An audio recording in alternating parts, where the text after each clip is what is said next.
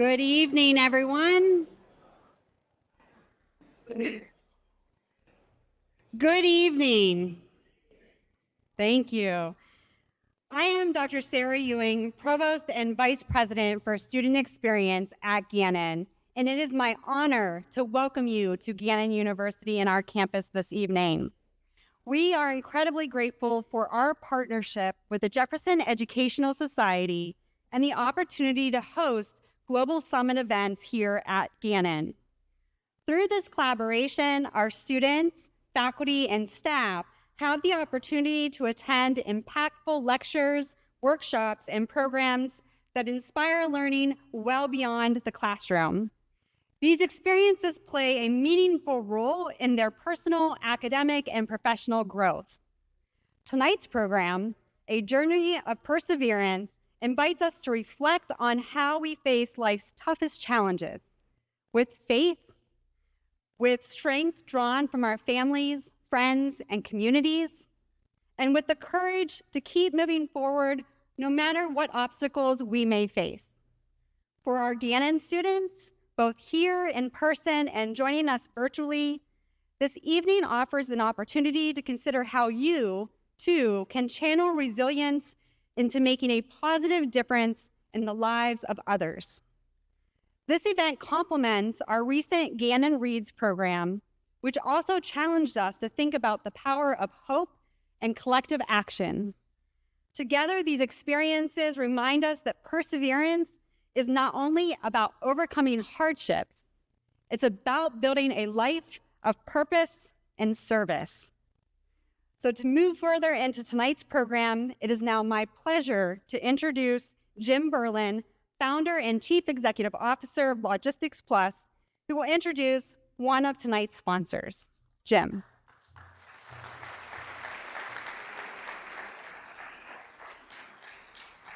Thanks. Hey. Stay over, Buffalo. I got the hat.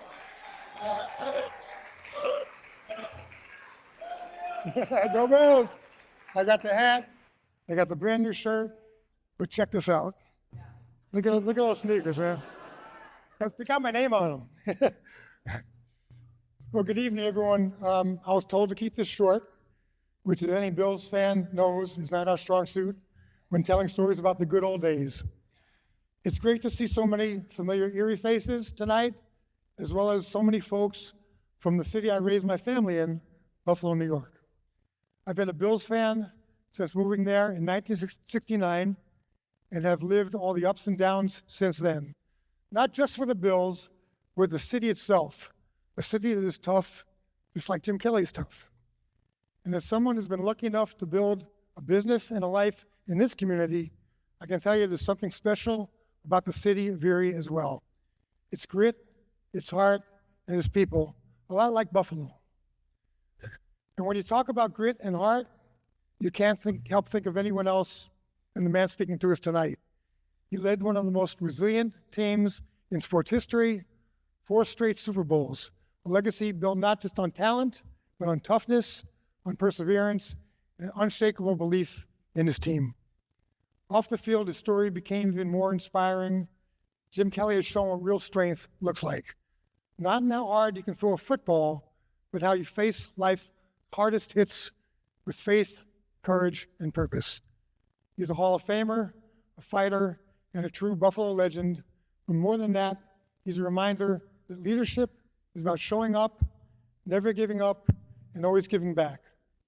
On behalf of Logistics Plus, we are proud to be part of tonight's event and welcome you all to the JES Global Summit.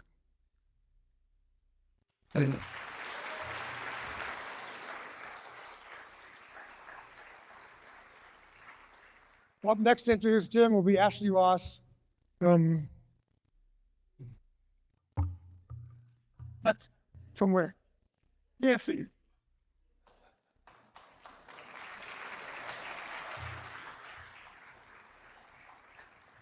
Thank you for that warm welcome, Jim, and good evening, everyone. I'm Ashley Ross, and I serve as PNC's Client Community Relations Director for the region.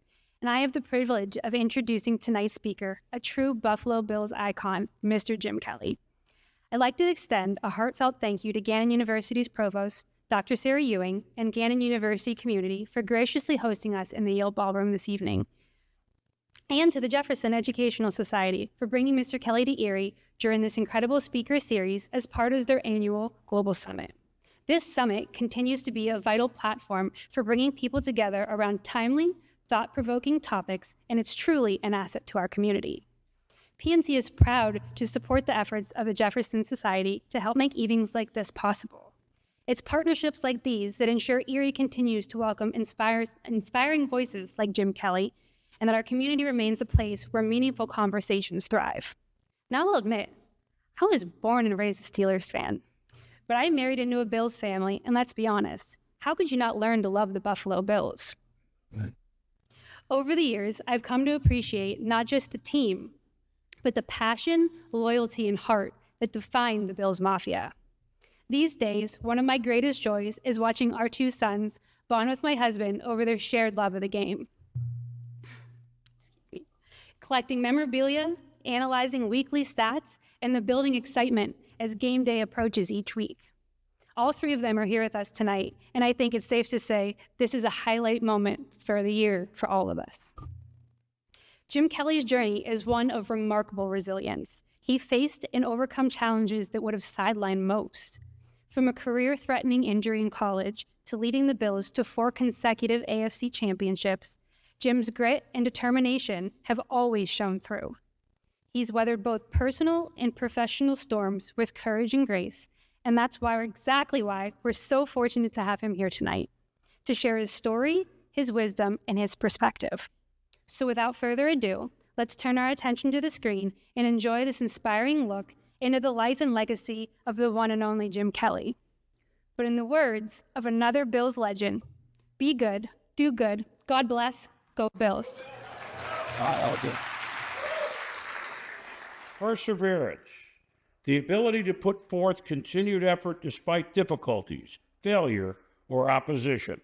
Raised with 5 brothers in blue-collar East Brady, Pennsylvania, Kelly's exceptional work ethic and dedication propelled him to a prestigious high school football career. After committing to the University of Miami and battling his way from 4th string to starter, Kelly suffered a career-threatening shoulder injury his senior year. But this kid from East Brady never met a challenge he couldn't tackle. Kelly returned stronger than ever, eventually playing in the NFL and leading the Buffalo Bills to 4 straight Super Bowl appearances, rewriting the record books and re-energizing his city. After 11 years in the NFL, which culminated with enshrinement into the NFL Hall of Fame, Kelly settled down to dedicate time to his family. Adversity would strike again. Jim and Jill's only son, Hunter, born on Jim's birthday, was diagnosed with a fatal disease called Krabbe Leukodystrophy. Tragically, Hunter would succumb to the disease 8 years later. As he did throughout his entire life, Kelly found hope in the heartbreak and devastation, raising millions of dollars through the Hunter's Hope Foundation for children afflicted by Krabbe and other leukodystrophies, as well as newborn screening advocacy. In addition, Jim began the Kelly for Kids Foundation when he arrived in Buffalo, raising millions of dollars for children's charities all over Western New York. In 2013, Kelly's resolve was tested yet again when Jim was diagnosed with jaw cancer.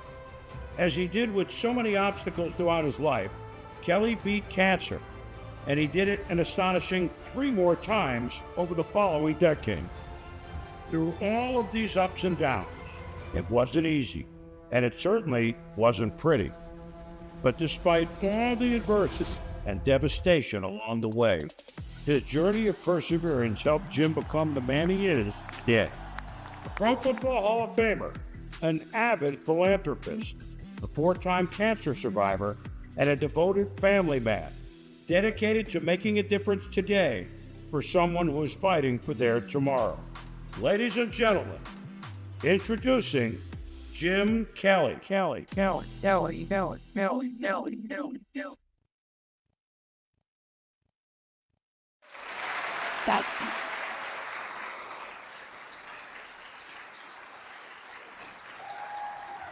Thomas. Thomas.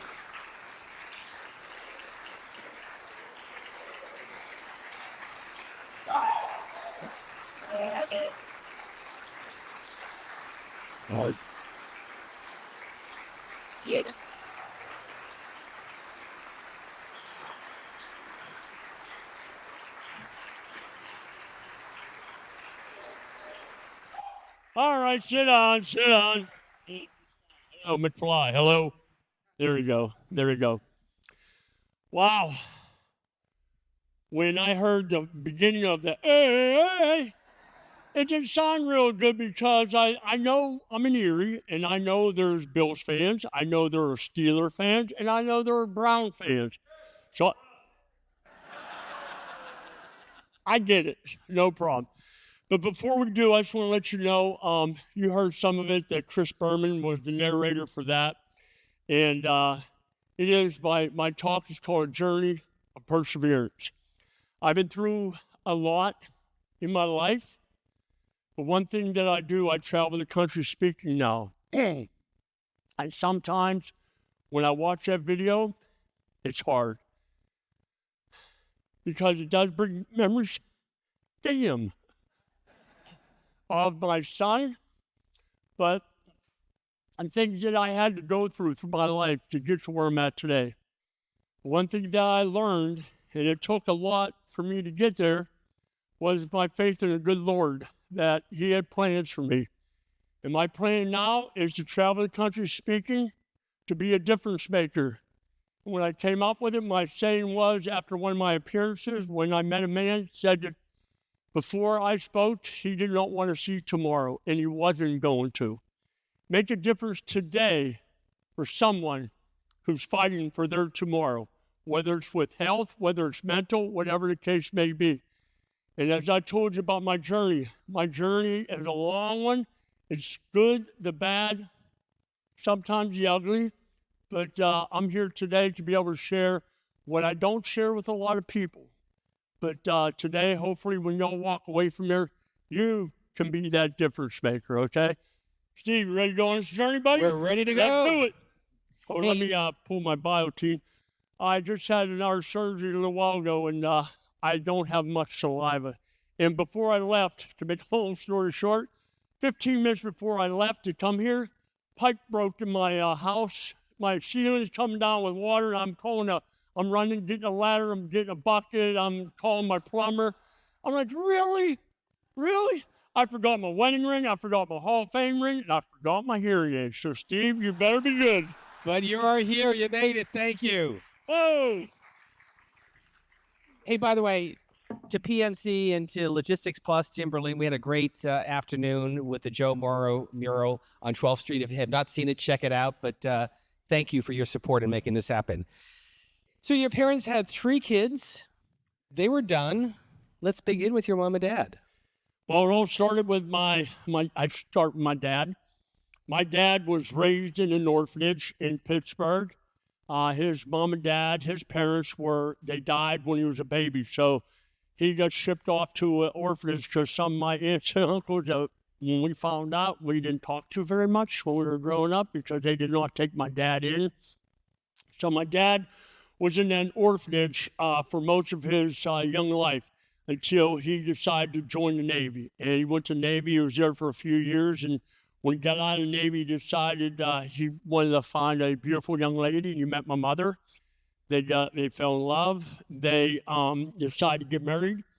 And being Irish Catholic back then, they decided to start a family. And they started out with a son named Pat, a son named Ed, a son named Ray. And my dad, a steel worker in Pittsburgh, said, okay, no more kids. I'm done. 3 are enough to feed. We can't have more. My mom's like, oh no, we'll do one more try for a girl. They had me. That's 4 boys in a row, and my dad's like, no more kids. And my mother, being a stubborn, feisty Irish woman, she goes, oh no, we're going to give her one more try. So they did. They gave her one more try. Twin boys. Now there's 6 kids. Oh boy. So growing up in a little small town of East Brady, Pennsylvania, we played football, we played basketball. We had so much fun in the backyard. And my older brother's 3 older, 2 younger. And I was one of those kids that drew number 12 on my jersey. My idol on the field was Terry Bradshaw. Yeah. My idol off the field was Joe Namath. Figure that one out.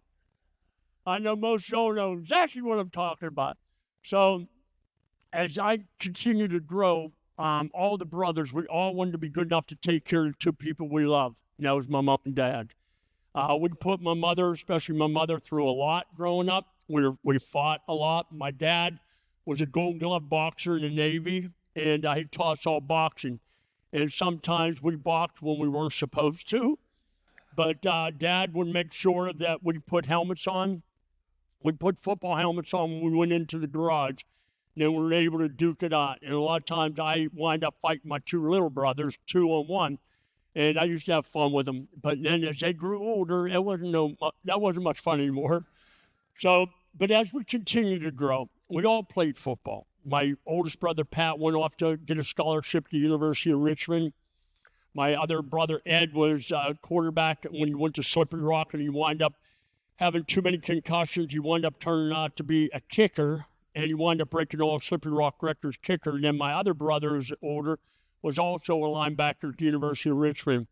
So we all, again, wanted to be good enough to take care of mom and dad. And as I continued to grow, I learned a lot from my older brothers. And I knew that what I wanted to do, and just like most kids and most men in this room now, when you're growing up, you have idols. You have what you want to do. You have dreams. My dream was to play in the NFL, not knowing that if that would ever turn out. Coming from East Brady when I had, 800 in my hometown, no traffic lights. I think it was 28 on my football team. I was the punter, the kicker, the quarterback, and the linebacker. And then, of course, I think it was 65 in my graduating class. So for somebody to go to a major college was not the way to go. But for me, I knew that as I continued to grow and wanted to go to college, I'd been recruited by someone. My high school football coach did a very good job of sending film to other schools. Hopefully that time would come when maybe, some school out there will pick me, and I can go on and hopefully achieve that dream of playing in the NFL. Quick side note, Iron City beer, was that the beer of choice in the Kelly household? I'll put it this way. People always ask about all the quarterbacks that went to Pennsylvania. What was it in the water? I know it wasn't the oat water. It was Iron City beer they were drinking. When they conceived us, that's my story. So let's talk about college. Joe Paterno, legendary coach, Penn State. They want you, except there's only one problem. Yes. Well, when I went to football camp, my junior and senior year in high school, I went to Penn State football camp. I wanted to be able to go there since I was in a little school to show the coaches at Penn State that I could play quarterback. And I thought I did a very good job there. I thought I competed with everybody. And 2 weeks before the national signing date, my senior year, wanting to know where I'm going to go to school at, Coach Paterno called and he said, Jim, I just want to let you know we signed the 2 quarterbacks that we want, but we'll still give you a full scholarship, but as a linebacker. And I'm thinking, you got to be kidding me. I don't want to play linebacker. So what I did when I got off the phone, I called my brother Pat, who was my oldest brother. And I said, hey, Pat, Coach Paterno just called and said that they don't want me as a quarterback. They already got the guys that they want, but they'll give me a full scholarship as a linebacker. What should I do? He said, brother, I have a few words of advice for you. He said, before you board those chartered flights before those games, he said, the stewardesses never want to know who the linebackers are. They just want to know which one's the quarterback. That's all I need to hear, brother. I'm a quarterback. I hung the phone up. I decided to go to the University of Miami. And I wound up going to Miami. And this is, I don't know, my life as I continue to read. I mean, it's in a lot of the books, Armed and Dangerous book I wrote many years ago. But as I went to Miami, I went there and they told me that they were going to throw the football in a pro-style offense, which I was good at. And when I got there, they started running the veer offense, the option. And as you all well know, especially the men out there, you know I'm not a running quarterback. I run for my life and maybe from the cops, but that's about it. But I knew that I would thrive, and that goal of being in the NFL would not come true if I didn't get a chance to show what I could do on the field. So again, I heard the coach from Miami at the time was Lou Saban, who was a Buffalo Bills coach many years ago. And he was the coach that recruited me to go to Miami.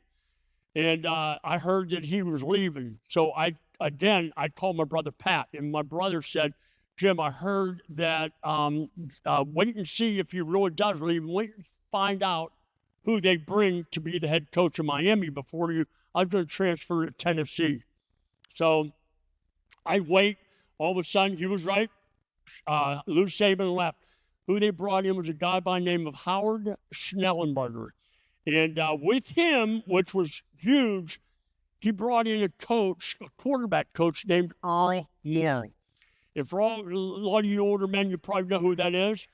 Earl Morrall was the quarterback that led the Miami Dolphins to the undefeated season in 1972 because Bob Greasy got hurt. Earl came in and led them to the only undefeated season in the NFL history. To this day, that still holds. But he was my quarterback coach. And I go, oh, I'm staying. And so I wound up staying. Now I'm the backup. I went from fourth string to my redshirt freshman year. I'm the backup. Now it's just a matter of time before they give me the opportunity. So here we are. We're 3 wins, 4 losses. We're horrible. And we're traveling to Penn State to take on Penn State. They were in the top 20, and we were terrible. So we go up there, and I'm thinking, okay, I'm going to go have dinner with Mom and Dad, which I did, and see some of my buddies that came to visit. And I felt, when we're getting our butts whooped, hopefully you'll give me some off duty, and I get at least go in and play a little bit. So here we are, the day of the game. This is the day of the game. I'm sitting at breakfast. I'm finishing up my breakfast. I get a tap on my shoulder.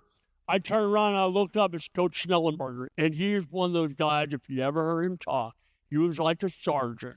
Son, come with me. I need to speak with you. And I'm like, oh, no, what did I do wrong? So as I walk off to the side with him, even players that were sitting there like, what's going on?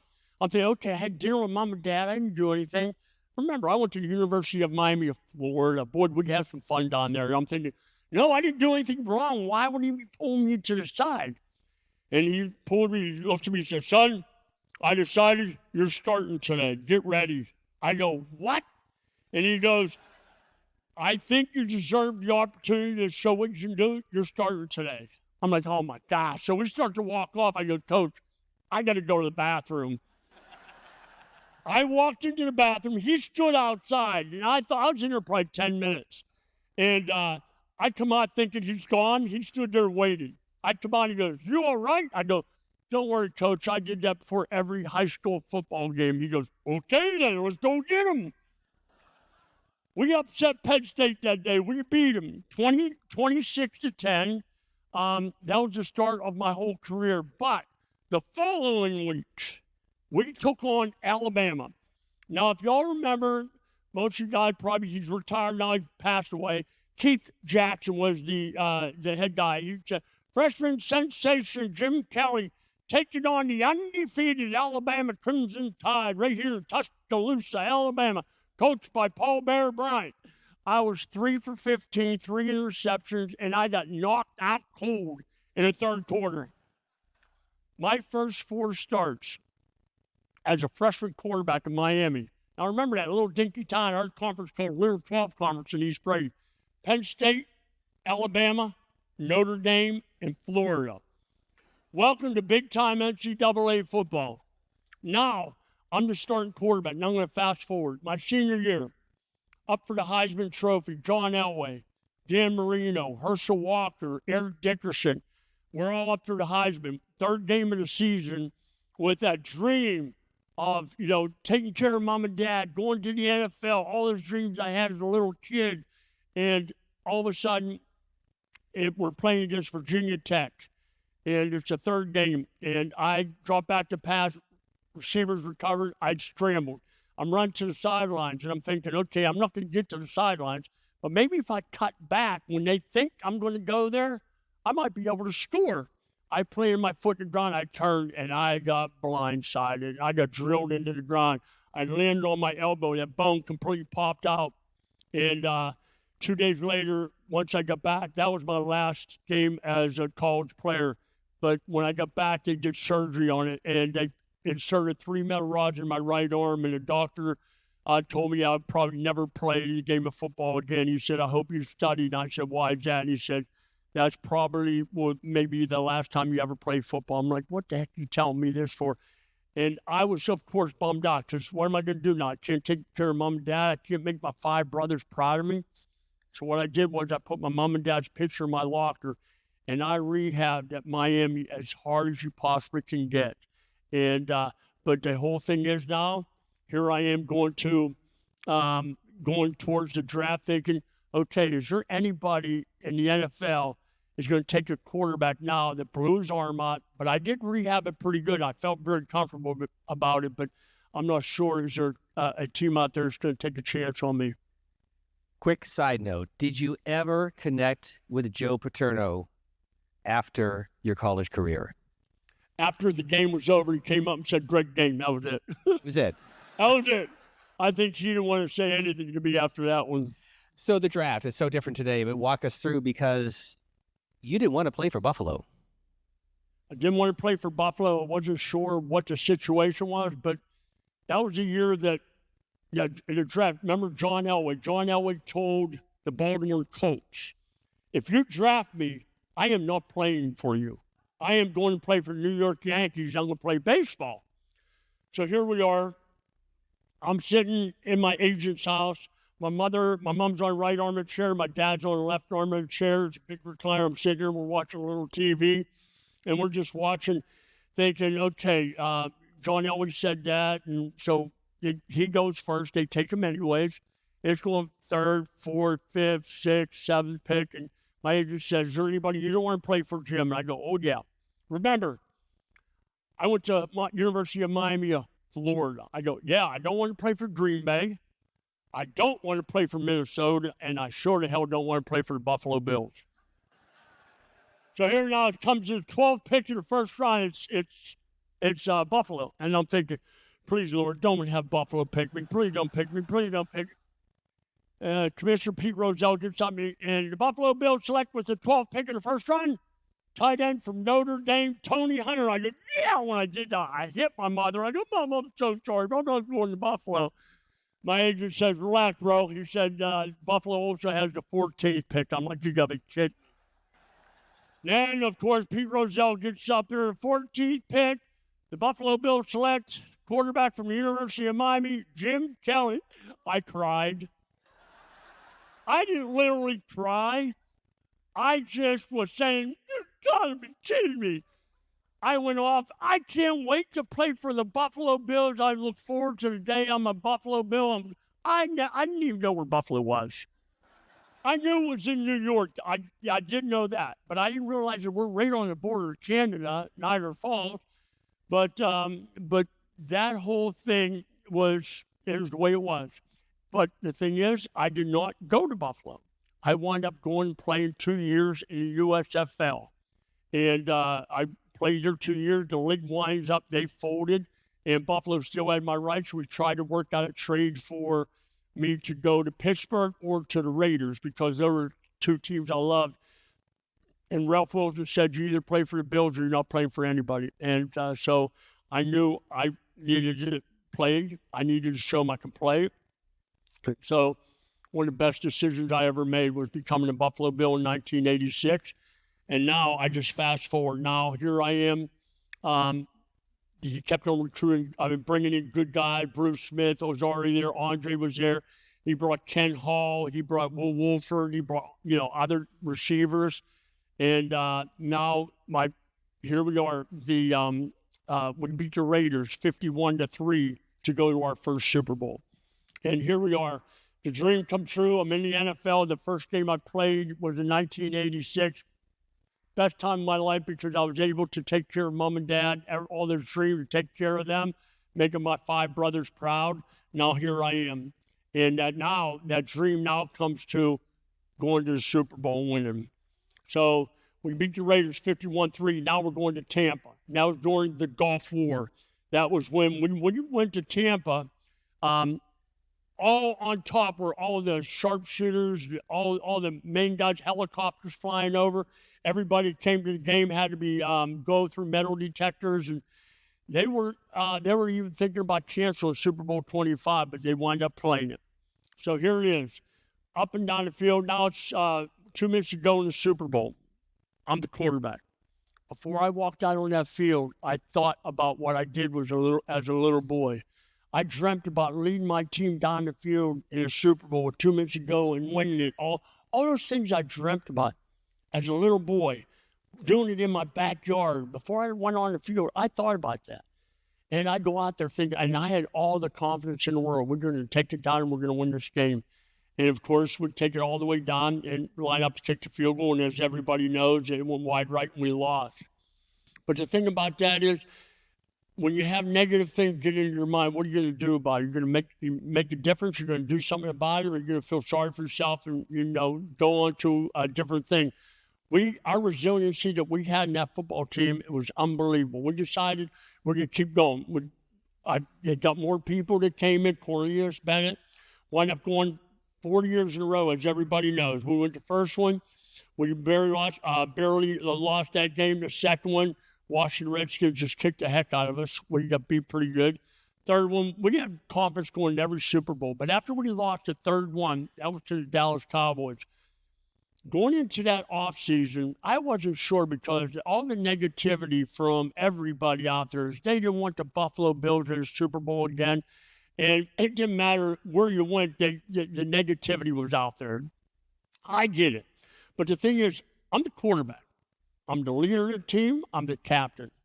So I knew that I had to rally the troops. And I knew that Coach Levy was the best at doing that. But I knew Bruce Smith and Thurman and all my linemen, I knew that they would be lifting weights and doing what they had, because that was their job. But I wasn't sure about their mental part, how much that negativity would hurt some of the guys. So not everybody can do what we did. But the mental capacity that we had to never give up, to keep fighting, we had. So going into training camp, after our 3 losses, it took one meeting of Coach Levy standing up there and telling us what we achieved. And our motto was, after we left that locker room, let's piss everybody off. Let's go 4. And we did. We went back for 4 Super Bowls. And even though we did not win, the resiliency that our team had, the never, ever give up attitude that we had, it's, as a matter of fact, it still lives today for a lot of my teammates. We still do, all the calls amongst each other. And we still have a text message, which drives me crazy because there's like 10 of us on this text message, group text. But every single game, they're texting back and forth about how it's offense. Oh, what about that play? Oh, the officiating. Oh my God, I turn my phone off now. I don't even want to listen to these guys. I looked at all the texts the next day. I said I don't even want to answer these. But the thing is, once we left, our team is so close, and we're so close, and everything that we did was good. And then, of course, I fast forward a couple of years, and I decided I had my 5th concussion against Jacksonville in the playoffs. And thank God my wife, we already were blessed with a beautiful daughter. And I said, you know what? It's time for me to kick back, relax, and enjoy life. I said, 5 concussions. I said, I don't need any more. And I thank God that Bills, thank God for this one too, that they didn't have what they have now, because I probably would have missed about 15 or 20. The way that quarterbacks are taken care of nowadays, oh man, but I agree. I wish they would have done that. I might still be playing today, but you wouldn't have Josh Allen. Sorry, guys. But no, so after that, I said, you know what? It's time for me to give up football, enjoy my life with my kids. And of course, when I did decide to retire, my wife was pregnant. I'm going to come to that part of the story in just a moment. You can take a sip of the water. I'm reminded of the story today. This is a classic Tim Russert story, who is probably one of the biggest Bills fans ever. Meet the Press every Sunday, go Bills. And after your 4th Super Bowl appearance, he literally prayed on Meet the Press. I remember he caught a lot of crap for that too, didn't he? He said a prayer that the Bills would win. Tom Brokaw said, Russert, you are absolutely shameless. They go to the game. You guys lose. Tim Russert's at the bar. Brokaw walks over and says, Tim, I guess Jesus is a Southern Baptist. Oh, boy. So, on that note, Bada bing, go ahead. one other quick side note. Marv Levy, now 100 years old. What was his secret? Marv's, just his mental part. As a matter of fact, we just celebrated at the Pro Football Hall of Fame this year. He turned 100 years old. And what an achievement that was, yeah. Marv was absolutely the greatest. And I know we talked earlier about this, but he was an amazing man. But the thing is, we had a lot of egos on our team, including myself. When we were playing early in my career, everybody was doing their own thing. They were, everybody was for themselves. And I got to a point where I said, you know what, I got to find a way to bring everybody together. And I did. I got tired of seeing people driving after the game, driving downtown, drinking, and driving back and all these things. And I said, you know what I need to do? I need to start having everybody over to my house after football games. And every single home game I had, whether it was their wife, whether it was guys with their girlfriends, whether their family, if their family's here, bring everybody over. There are times where I had 150 people in my basement. And boy, I'll tell you what, though, we had fun, and the Iron City beer definitely was flowing. And because thank God we had most of our parties at home. We won most of our home games. And we didn't win them all, but we won a lot of them, and we had some fun. But that drew us all together. And we started doing that week in and week out. And I swear to God, we'd come back, we'd slide the VHS in, and we would watch the game. Bruce had his seat, I had my seat, Thurman, all the players, we have a couple couches together. And that's what we did. We'd watch the game. Everybody else, they could watch it if they want. But when the game started, everybody had to keep their voices down. If you wanted, you go over to the bar, but we're going to watch the game. And Bruce got pissed a couple times, so I'd fast forward through the defense and watch the offense. Anything you could do to get Bruce a little bit on the edge, we were all for. VHS, boy, that's really dating ourselves. Boy, oh boy, hey, state of the art. Probably don't even know what VHSs are. Perseverance has been your life story. And let's talk about your son born on your day, February 14th, Hunter. Yeah, it's interesting because when I decided to retire, as I said before, I was blessed to have a beautiful daughter named Erin. And as I said earlier, that I thought, okay, it's time for me to relax, kick back, and just enjoy what I have, enjoy everything, the dreams that came true. And 2 weeks later, after I announced my retirement, my wife wakes me up in the morning, early in the morning. She said, Jim, we need to go to the hospital. My water broke. And this is funny. We decided that we were not going to find out the sex of the child. And so one of the appointments that my wife had prior to, the doctor asked her, where's Jim? Well, he couldn't make it to this one. And she said, would you like to know the sex of the child? And my wife's like, yeah. So when my water broke on Valentine's Day, which is my birthday, I had no clue if it was a boy or a girl. My wife already knew it was going to be a boy. So we get to the delivery room, and I already had Lamaze classes with my daughter, so I knew, come on, push, all that. I'm come on. And I'm, coaching my wife to push. And to be honest with you, the only thing that I looked at was right between the legs because I was praying it was going to be a stick figure. And it came out, it was. I cut the umbilical cord, the doctor cleaned him up, I danced around the living room. I have a boy born on my birthday. How many guys out there dream? I mean, you can't dream that. My brother Danny had a son born 11 days before. So I automatically thought, okay, whenever that time is, when I have a child, I hope it's a boy, I already had the game plan was already done, the script was written. My son Hunter would be a quarterback, Zach would be a receiver. Hunter would wear a number 12, Zach would wear number 83.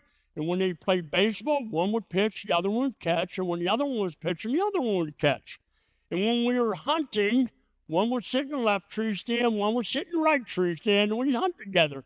All these great things that I already had thought. So Hunter was born, all the dreams, everything done, continued to get older, 3 months, and all of a sudden, about 3.5 months, he quit showing those signs that things were progressing well. He was crying pretty much 20 to 24 hours a day. We could never settle him down. We thought it was colic. We'd change his formula. We did all these different things. And we took him to every doctor. And they first diagnosed him with cerebral palsy. And for me, that was devastating. I'm like, you got to be kidding me. And then at 4 months of age, he was diagnosed with a disease called Krabbe Leukodystrophy. And what that is, it affects the white matter in your brain. And what the white matter does, it controls all your motor skills. Everything we take for granted each and every day, the movement of your arms, your legs, your hearing, your sight, your swallowing, all these functions, kids do not have any of those. Average life is 14 months. They pretty much told us to take our son home, give him that unconditional love, and watch him pass away. For every day we woke up, we thought, is this the day that God's going to take our son? It was hard. It was very hard. And I remember about 14 months into my son's life, my mother-in-law said, you guys got to quit treating him like he's dying. So we started to do things we never thought we could do. I mean, he was on back of snowmobiles. I would take him even though he was on oxygen. And he never, really pretty much never talked or anything, but we were able to take him there. We put him on the back of ponies and have him ride on horses, which was awesome. I would sit in front of the TV and put football games in to when I played, when we would both watch it, because back when Hunter was born, after that, as he got older, the Buffalo Bills pretty much sucked then. So I started putting the VHSs in when we were winning football games, and that was fun. And then I would paint them all up. He'd be painted up. I'd be painted up. We were watching, movies of elk hunting and all these things, but all the things that fathers and sons like to do, we did. But as time continued to move on, things just kept going up and down. And as my journey that I was telling you about, it was pretty much a roller coaster ride. I had the highest of highs and the lowest of lows. But the thing is, it would go from one to the other. It would go up, down, up, down. It was a roller coaster ride. And here I am after Hunter was diagnosed and he went through all the things he was going through. He got to be, I went into Pro Football Hall of Fame, and Hunter was able to be there, probably one of the greatest moments of my life in 2002, that I was able to take the stage, and I prayed ever since the day that they announced that I made the Hall of Fame. I prayed that if God's will, my son would be there the day that I was inducted, and he was. And even a year or two before that, when he had another daughter. And so all three of my kids were there the day that Daddy was inducted. That was in 2002. Fast forward 2005, where me and my wife and my two daughters were at home. My son Hunter was with Grandma and Grandpa at their house in Attica, New York. And would get a phone call early in the morning. And it was my father-in-law, and I answered the phone. He said, Jim, I need to talk to Jill right now. So Jill gets on the phone, and last thing I hear her say was, don't take him there. Take him to Children's Hospital. So my wife gets on the phone. He said, Hunter, quit breathing. They're taking him to the hospital. And I go, okay. And I didn't say okay. I went a little bit more than that. But she said, I got to go now, wait for the neighbors to come to watch the girls, and then you meet me at the hospital. I go, okay. So she goes, here I am, and neighbors come. I get my truck, and I'm heading down to Children's Hospital. I pull into Children's Hospital. I run in, And I said, excuse me, can you tell me where Hunter Kelly is? Did he get here yet? And they're like, we don't know what you're talking about. Well, let us check. So they checked. They go, we found out they could not bring him here. They had to take him to Warsaw Hospital. And I'm like, you gotta be kidding me. I don't know where that's at. Well, I found out to a certain point where it was at. So I get in my truck and I'm home, but I'm speeding. Sorry guys, I was doing a little speeding. But I'm going fast. But I'm behind somebody that's going pretty fast also. So I'm thinking, okay, and all of a sudden cops go by me. I'm just like anybody would do. They look in the mirror, oh boy, he's turning around. I'm thinking, okay, he's not gonna pull me over. I'm following something. He's gonna pull the guy over in front of me. Hopefully that's the way it works, right? Okay. So he turns around, he's coming, he's got the lights on, and then he pulled right up on my bumper, and he puts the siren on. And I'm like, you gotta be kidding me. I pull off the road. I literally jogged to my door, and he said, thank God it's you, Mr. Kelly. We've been hunting for you. Follow us. So I was like, yes.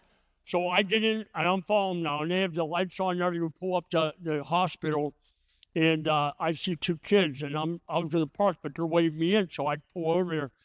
And they said, Mr. Kelly, we'll park your car for you. I go, no, it's okay, I'll park it. You know, you need to get here now.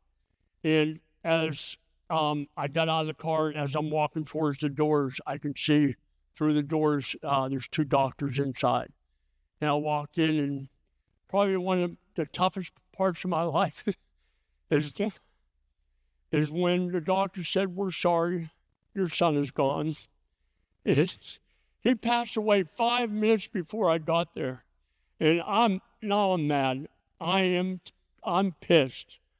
Now I go into the room where Hunter was at. I told everybody out of the room. I cleared everybody out of the room. I probably had the best conversation I ever had with my son I had that day, because I knew he was in heaven. And I knew I was talking to him. And I know he heard every word I had to say. And that was one of the toughest moments of my life. And then I had to drive back home with my wife with me. And me and my wife were not getting along very well. And we knew that Hunter was the only reason we were still married. We knew that he was the one that was keeping us together. Sorry. But we decided to seek marriage counseling, which totally helped. And then I decided, and I'm not going to go into the story, but my mother-in-law confronted me. And she told me, you need to change your life. You need to change your life. And I knew she was right. And from that point on, I decided, you know what? My mother-in-law is right. I need to change. And I did. I seek God because I was totally a mess. My wife was a mess. When we were going through all of our problems with Hunter, my wife at that time, from the time my son was born, my wife seeked the Lord. I ran. I was mad at God for everything. Losing 4 Super Bowls, having a son born on my birthday, having him diagnosed, all these negatives were kicking me and crushing me. Why would I thank God for all this? It was hurting. And then as time continued to go on, me and my wife, everything was good for a while, but that was in 2005. Shortly after that, I started having a lot of pain. I started with pain in my back. I wound up going in. I had 2 plates and 10 screws put in my back. Within 6 months later, I had gallbladder surgery. 6 months after that, I had a plate and 6 screws put into my neck. Then after that, I had two double hernia surgery. And then I had 2 ankle replacements. All these negative things were happening.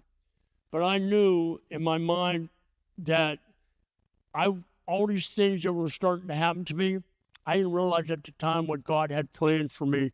He was checking me out. He was testing me to see if I would ever give up on him. And I'm going to come to the next part of that in just a moment. But what is remarkable for somebody who has lost a child, which is the most unimaginable thing any parent could go through, and yet you turned that into a positive thing. You made that something to help others. Talk about that if you could. And the thing is, I now live with the 4 F's. Number 1 is my faith. Number 2 is my family that hung with me from start to finish. My friends that came to rescue when I needed help. And of course, the fans and all the support I got from fans all over the country, which was pretty cool. And the thing is, for me, it was when I started having a lot of pain in my mouth, and I'm going to make a long story short, but I had pain in my mouth, and I wound up taking 16 Advil a day because the pain was so bad, and I wound up going and getting a biopsy, and they diagnosed me with cancer of my upper jaw. That was in 2013. Now I thought cancer was gone. I thought I beat cancer. 2014, it came back, and it wound up being stage 4. They gave me less than a 10% chance to live. And I wind up, thank God, I beat it. So 2 times I've had it back-to-back days. And I wind up going through radiation, 35 treatments of radiation. They bolted me to the table. And when they do radiation, I know there's a couple people that have had it before. They bolt you to the table. When they shoot the radiation, for me, it was into my skull. And just the smell that you smell when that radiation's happening is the worst smell you've ever want to have in your life. And then thinking I'm cancer-free after the first 2. Then 2018 comes, and I start having a lot of pain in the right side of my jaw. So here's what they decided. We went to New York, and we were talking to some of the people that do all this work, and I had to have it done right away. So I had 2 alternatives. Either they go through my skull and have a big divot in my skull, or they take my fibula bone out of my leg, they break it into 4 pieces, and put it into my mouth. And I'm thinking, really? I go, I can't go through my skull because this here is my moneymaker. And I am ugly enough. I don't need to get any uglier. Now you're not going through my head. So I wind up saying, okay, I'll do. I put my foot in my mouth a few times during my career, but they put my whole fibula bone. They took it out, broke it into 4 pieces, removed my whole upper jaw. They took blood vessels and arteries from my left arm. 12-hour surgery. And when they were going through it, I just found this out last year when we did an interview on NBC, and it was with Scott Levin. And when he did it, I did it with my radiologist. The guy did all my my radiation treatments. And I didn't realize how bad it was. I mean, they never told me anything. They told my brother Danny. And my brother Danny didn't tell anybody because he saw how we were fighting, how I was fighting, how the love that I had from my wife, my 2 daughters, were every day when they walked into my room, they were walking in and go, Daddy, how you doing? You look great today. And then I found out all the things that they did after he left the room, which wasn't very good. But the perseverance that they showed, the toughness that they showed towards me, never, ever let me give up on anything I did. And here I'm in talking to this, doing this interview, and my radiologist said, he said, as I was looking at your film before I did this, your first radiation treatment, he said, I looked and said, man, I don't know how he's going to get this. He said, I know you guys are Christians, and I know you believe in miracles. He said, your brother's going to need a miracle in order to pull through this one. So they gave me less than 2% chance to live. And everybody pretty much wrote us off. And I remember being in the hospital. Bruce and Bill Polian, all the Marino and all came to see me. When they left, they did these interviews after they left my room. Every one of them thought that I was done, that was the last time they were ever going to see me. And as it continued to grow, they wind up doing, I learned to walk because that fibula bone, it's a non-weight-bearing bone, so it was a little bit easier, but I had to learn to talk. I lost pretty much all my saliva, but you know what? I'm still here. I'm still kicking it, but the thing is, God was not done with me yet. I did not give up on him. I just kept praying that God, please give me this avenue to be able to travel and be able to speak to people and hopefully let them know that anything is possible because of your faith, because praying. We all need prayers. But then all of a sudden, right around COVID, I had a big I tell my daughter, big zit on my nose and on my chin, and it never would go away. So I wound up going in and getting it checked. And of course, it was basal cell carcinoma, a cancer that was moving up to my eye through my nose. They wound up taking half of my nostril off and took a big chunk of my chin out. And but I can honestly tell you today, as I sit here talking to y'all, I might have lost 4 Super Bowls, but I kicked cancer's ass 4 times. All right. So,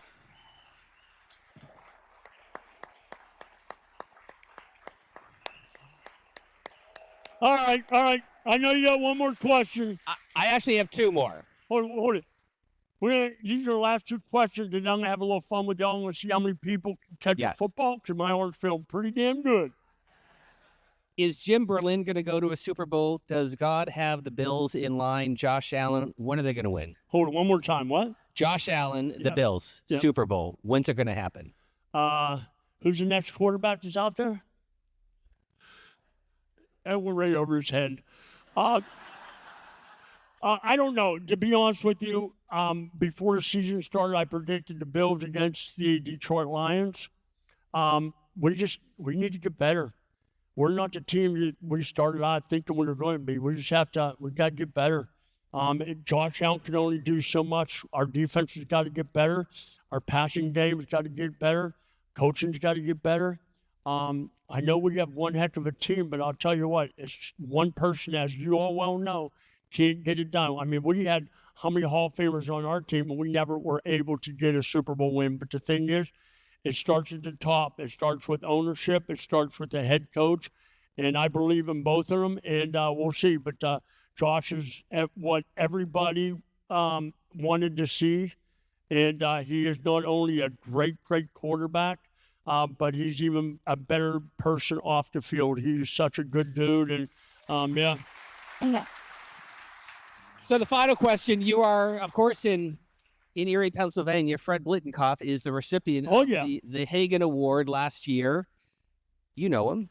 I know him, and to make a long story short, the first time that I walked into the Hall of Fame, which being from East Brady, Pennsylvania, to get a gold jacket, there ain't no freaking way. I can dream about this, but never in a million years I thought I would ever be walking into the Hall of Fame being one of them.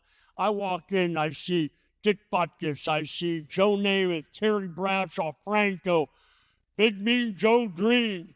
I mean, I walk in, I see all these people that I idolized growing up, and I'm like, you gotta be kidding me, is this a dream?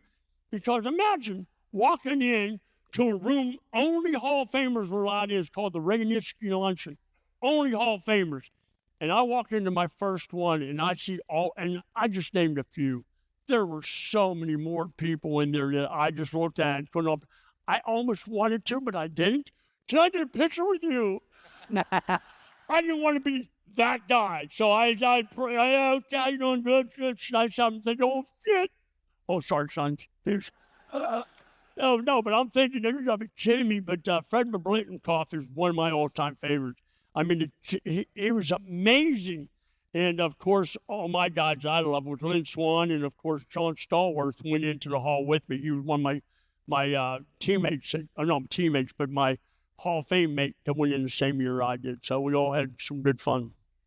I'm going to let you take over the microphone. Yep. You have a little fun, and your final message. Jim Kelly, thank you for being with us. You're welcome. Now, well, don't everybody chill out for a second. What I'm going to do, I'm going to put them. Jacket. I'll take your jacket off. All right, and the thing is, to be honest with you, I shouldn't say usually, sometimes I have a coat tie on. But before I left that water break area, I didn't have time to look for my shirt, tie.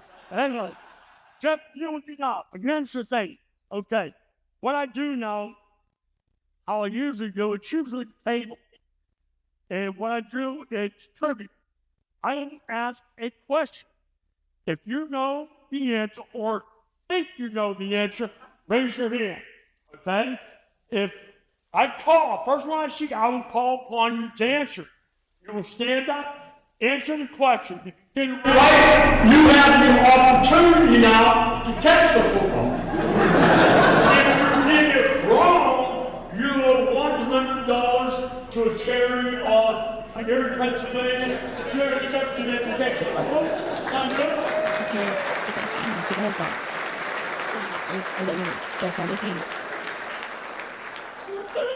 I was there. But like I said, if you did it right, you have the opportunity to touch it. So I would have you walk out and go back to the ring. I'm the afraid skip. If you catch it, it's yours. If you drop it, not only do you owe $100 to the foundation, everybody in the house.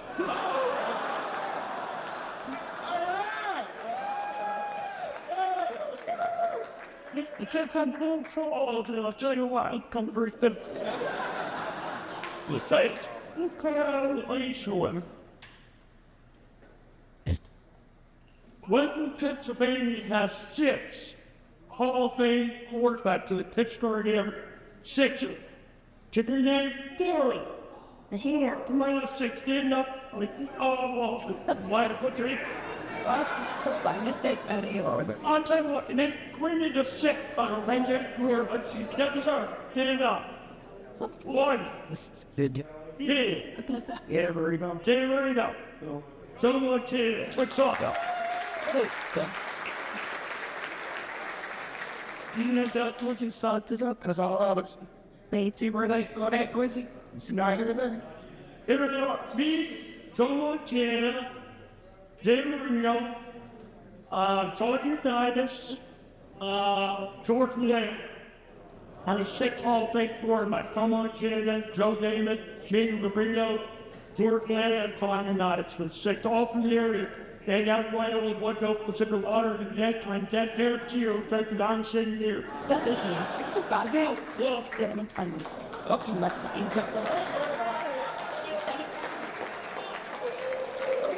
What's your deal?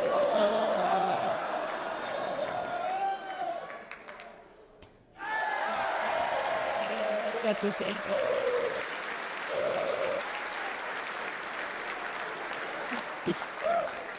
Hey, you want the next snack or something like Secondly, this is for Buffalo Bills. There's only 20 in the history of the Buffalo Bills that have their number retired. Only 3. Mr. Stand up. I'm rushing the value. Me. Third time. Chris. You know.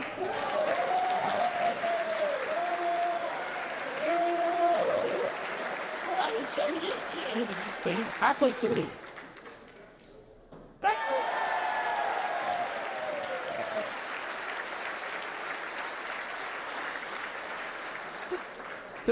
Let me see this one. I played them 4 Super Bowls. Who were together to organize that play again? That's how I can think right there. Doggy jump. They were it. Here's a boss up. Yes, Patrick, Troy, did that. She done it. Oh no! What do I get out? She can play. I'm not.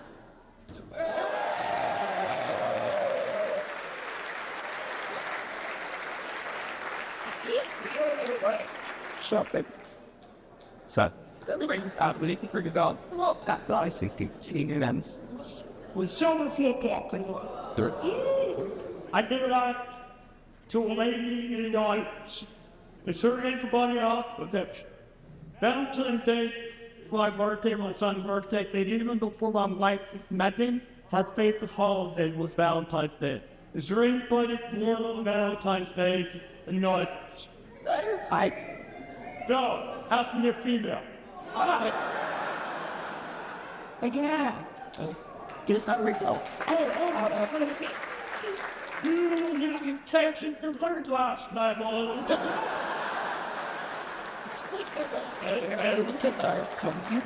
It's good. Toast it.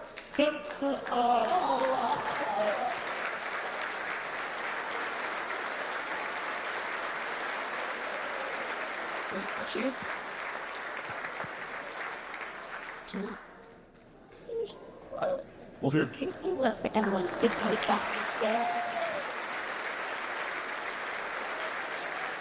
Okay, this time. Yeah.